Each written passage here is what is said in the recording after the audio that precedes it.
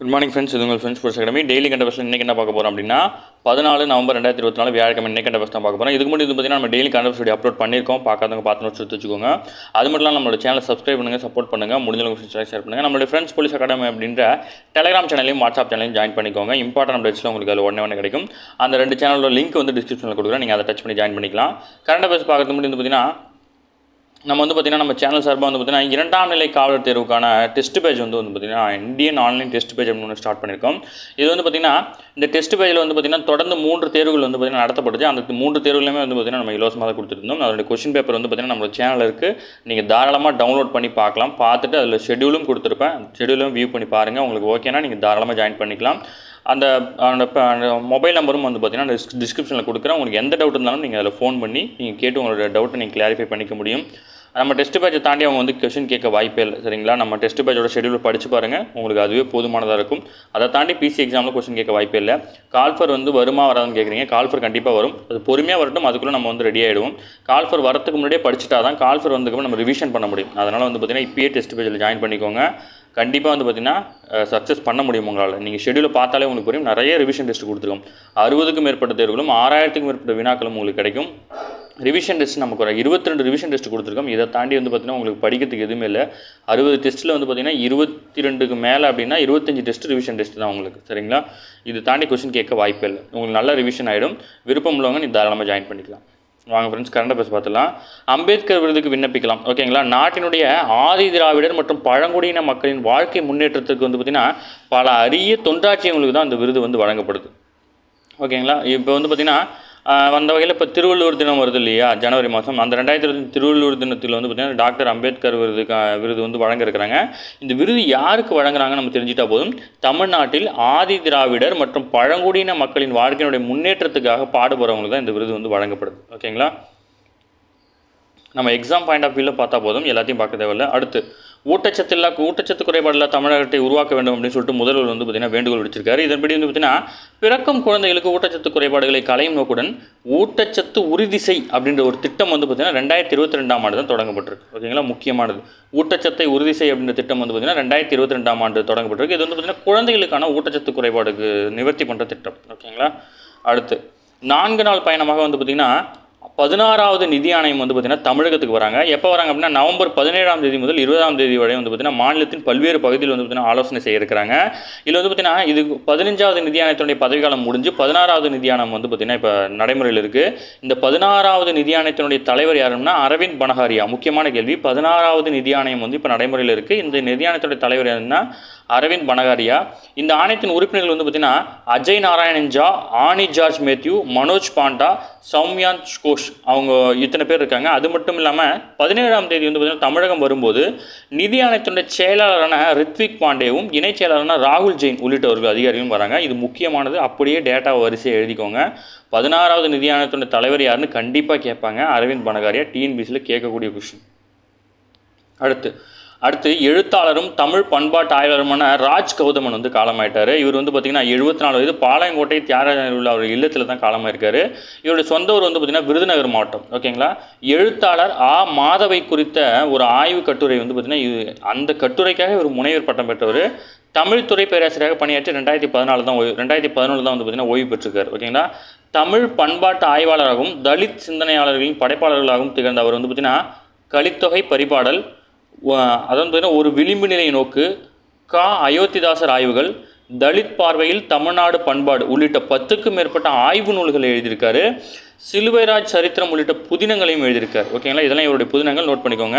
அது மட்டும் இல்லாமல் அவரது எழுத்துக்காக விஷ்ணுபுரம் இலக்கிய வட்ட விருதும், விளக்கு விருது, வானம் இலக்கிய விருது உள்ளிட்ட பல்வேறு விருதுகள் வழங்கப்பட்டது. சின்ன பாரதி அறக்கட்டளை சார்பில் பார்த்தீங்கன்னா முற்போக்கு கலை இலக்கியத்திற்கு வானால் பங்களிப்பு செய்த ஆளுமைக்கான விருதும் பார்த்தீங்கன்னா இவருக்கு இப்போ கடந்த செவ்வாய்க்கிழமை தான் வழங்கப்பட்டுச்சு. அதுக்குள்ளே ஒரு காலமாயிட்டார். ஓகேங்களா? இதில் டீட்டெயில் நோட் தெரிஞ்சுக்கோங்க. அவருடைய புக்கு பேர் மோஸ்ட்லி தெரிஞ்சுக்கோங்க. அடுத்து பாம்பன் புதிய ரயில்வே பாலம் பாதுகாப்பு ஆணையர் பார்த்தீங்கன்னா ஆய்வு பண்ணியிருக்காரு. இந்த பாம்பன் பாலம் பார்த்தீங்கன்னா 1914 கட்டப்பட்டுச்சு. ஓகேங்களா? அதுக்கப்புறம் பார்த்தீங்கன்னா அது பார்த்தீங்கன்னா மீட்டர் கேஜாக இருந்துச்சு. அப்புறம் பார்த்தீங்கன்னா 2007 மீட்டர் கேஜ் அகல ரயில் பாதையாக மாற்றினாங்க. இப்போ 2019 பார்த்தீங்கன்னா 550 கோடி செலவில் பார்த்தீங்கன்னா புதிய பால கட்டுமான பணிக்கு பார்த்தீங்கன்னா அடிக்கல் நாட்டப்பட்டு புதிய காலம் கட்டப்பட்டது. இதோட சோதனை ஓட்டம் தான் இப்போ நடந்துகிட்டு இருக்கு. அடுத்தது பார்த்திங்கன்னா இந்தியாவுடைய குழந்தைகளும் அதனுடைய அறிவியலும் பற்றி ஒரு ஆர்டிகல் கொடுத்தாங்க. நம்ம எக்ஸாம் பாயிண்ட் ஆஃப் வியூவில் மட்டும் படிச்சுக்கலாம். இந்திய விண்வெளி வரலாற்று வந்து பார்த்திங்கன்னா 2008ஆம் ஆண்டு நவம்பர் 14 பார்த்திங்கன்னா நிலவின் தென்துருவத்தில் இந்திய தேசிய கொடி பதிக்கப்பட்டது அப்படின்னு சொல்கிறாங்க. இதுக்கு என்ன ரீசன் வந்து பார்த்திங்கன்னா இந்திய விண்வெளி விஞ்ஞானிகள் நம் நாட்டு குழந்தைகளுக்கு வழங்கிய தேச பரிசு அப்படின்னு அதை அறிவிச்சிருக்கிறாங்க.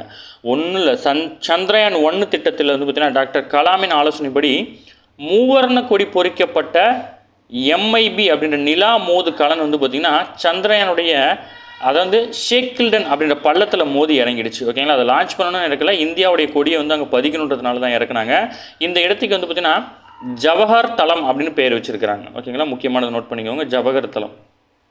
சந்திரயான் 1 மோதி இறங்கின இடத்தோட பேர் வந்து பார்த்திங்கன்னா ஜவஹர் தளம். ஓகேங்களா, 1963ஆம் ஆண்டு நவம்பர் 21ஆம் ஆண்டு வந்து பார்த்திங்கன்னா தும்பா ஏவுதளத்திலிருந்து வந்து பார்த்திங்கன்னா நைக்கி அப்பாச்சி என்னும் முதல் ஏவுதள வானூர்தி தான் வந்து பார்த்திங்கன்னா நம்ம ஃபஸ்ட்டு ஸ்டார்ட் பண்ணியிருக்கோம்.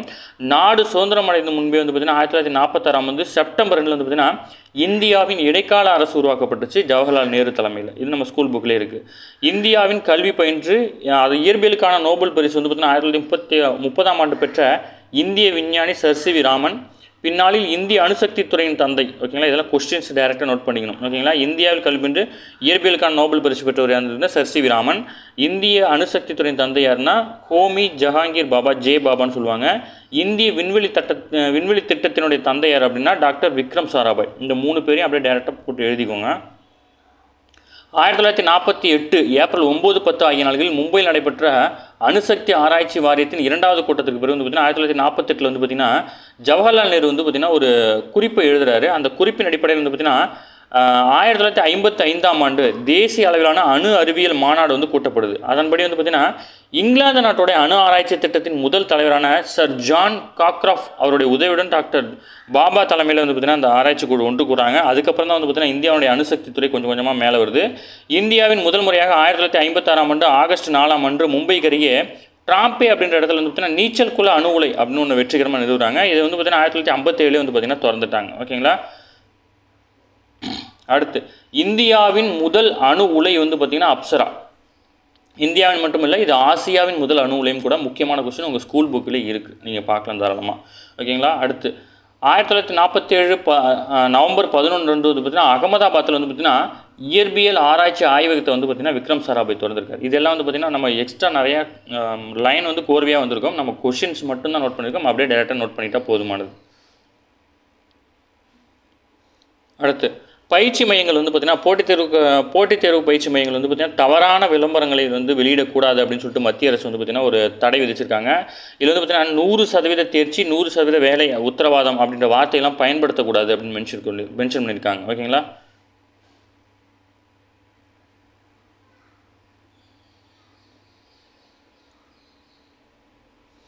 அடுத்து காசாவில் வந்து பார்த்திங்கன்னா போர் நிறுத்தத்துக்கு வந்து பார்த்திங்கன்னா இந்தியா ஆதரவு தெரிவிச்சிருக்கு. இதில் வந்து பார்த்திங்கன்னா சவுதி அரேபியனுடைய அடுத்த இலக்கு என்ன அப்படின்னா விஷன் 30 அப்படின்ற ஒரு டார்கெட்டை வச்சு அவங்க போயிட்டுருக்காங்க. அதை வந்து விஷன் 2030 சவுதி அரேபியா வந்து வளர்ச்சியடைந்த நாடாக கொண்டு வரணும் அப்படின்னு சொல்லிட்டு அவங்க விரும்புகிறாங்க.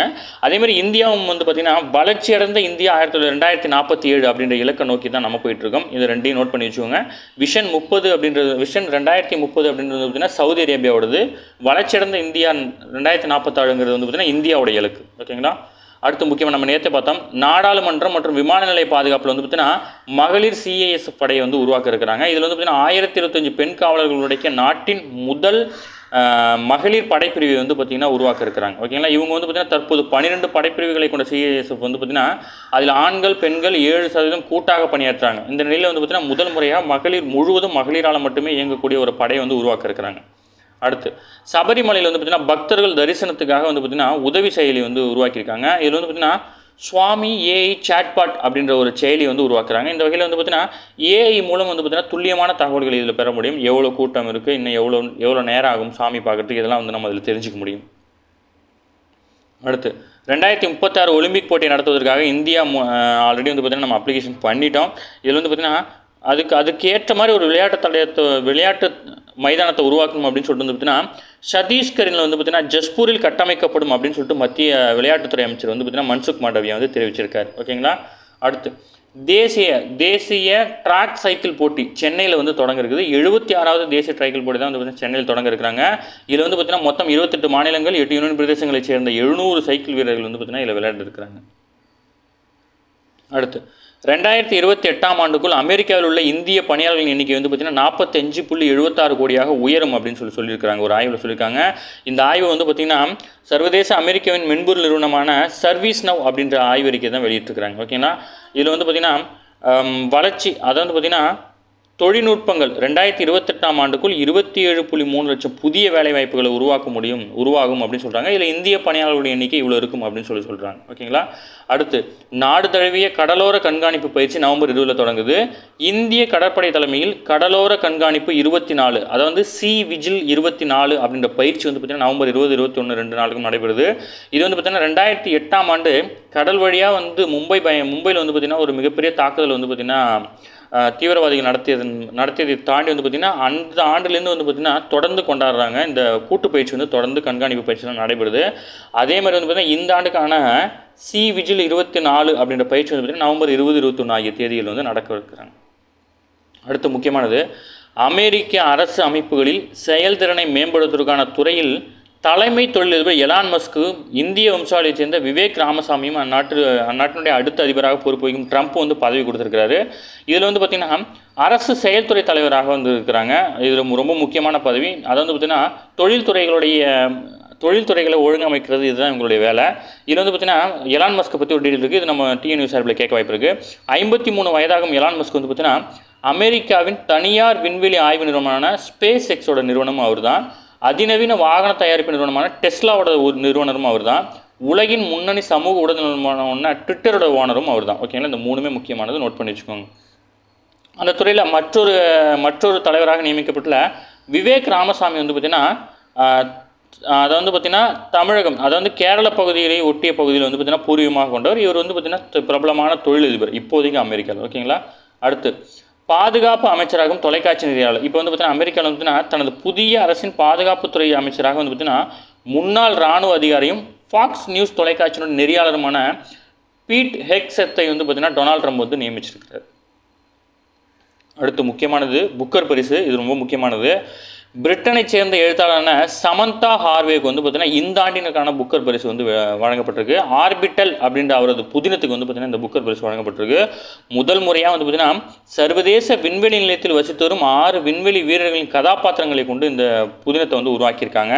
இலக்கியத்திற்காக மிக உயரிய பரிசுகளில் இதுவும் ஒன்று. ஓகேங்களா, இந்த பரிசுடன் வந்து பார்த்திங்கன்னா 50,000 பவுண்டு அதாவது 53.63 லட்சம் ரொக்கத்தொகை வந்து பார்த்திங்கன்னா அவங்களுக்கு வழங்கப்படும்.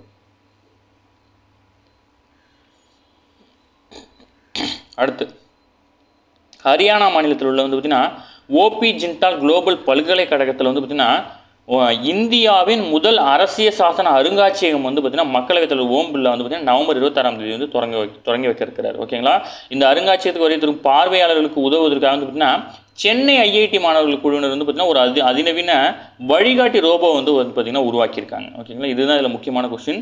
இந்த பல்கலைக்கழகம் இந்திய அரசியலமைப்பு சட்டம் குறித்து பொதுமக்களுக்கு விழிப்புணர்வு ஏற்படுத்தும் வகையில் 10,000 சதுர அடி பரப்பில் வந்து பார்த்திங்கன்னா இந்த அருங்காட்சியகத்தை உருவாக்குறாங்க. இந்த அருங்காட்சியகம் வந்து பார்த்திங்கன்னா மக்களவைத் தலைவர் ஓம் பிர்லா வந்து பார்த்திங்கன்னா அரசியலமைப்பு சட்டம் நடைமுறைக்கு வந்த நாளான நவம்பர் 26ஆம் தேதி வந்து திறந்து வைக்கிறாரு. இந்தியாவின் முதல் அரசியல் சாசன அருங்காட்சியகம் இதுதான். ஓகேங்களா, எங்கே அப்படின்னா ஹரியானா மாநிலத்தில் அமைக்கப்படுது. ஓகே ஃப்ரெண்ட்ஸ், இன்னைக்கு கரண்ட் அஃபேர்ஸ் அவ்வளோதான். டெய்லி கரண்ட் அஃபேர்ஸ் டெய்லி பார்த்துங்க, அப்போ தான் மந்த்லி வீக்லி படிக்கும்போது ஈஸியாக இருக்கும். நம்ம சேனல் சப்ஸ்கிரைப் பண்ணுங்கள், சப்போர்ட் பண்ணுங்கள், முடிஞ்சவங்க ஃப்ரெண்ட்ஸ்லாம் ஷேர் பண்ணுங்கள். நம்மளுடைய ஃப்ரெண்ட்ஸ் போலீஸ் அகாடமி அப்படின்ற டெலிகிராம் சேனல் வந்து ஜாயின் பண்ணிக்கோங்க. 2ஆம் நிலை காவலர் தேர்வுக்காக நம்ம லான்ச் பண்ணியிருக்க இந்தியன் பிசி ஆன்லைன் டெஸ்ட் பேஜில் விருப்பமுள்ள மாணவர்கள் வந்து தாராளமாக ஜாயின் பண்ணிக்கலாம். அதை தாண்டி கேள்வி கேட்க வாய்ப்பு இல்லை. நம்ம கம்ப்ளீட்டாக கொடுத்துருக்கோம். நான் அதோட ஷெடியூல் லிங்க்கில் கொடுக்குறேன். ஆல்ரெடி 3 டெஸ்ட் முடிஞ்சிருச்சு. அந்த 3 டெஸ்ட்டோட கொஸ்டின் பேப்பரும் ஃப்ரீ தான். அதுவும் யூடியூப்பில் இருக்கும். நீங்கள் தாராளமாக டவுன்லோட் பண்ணி பார்த்துக்கலாம். சரிங்களா, தேங்க்யூ ஃப்ரெண்ட்ஸ்.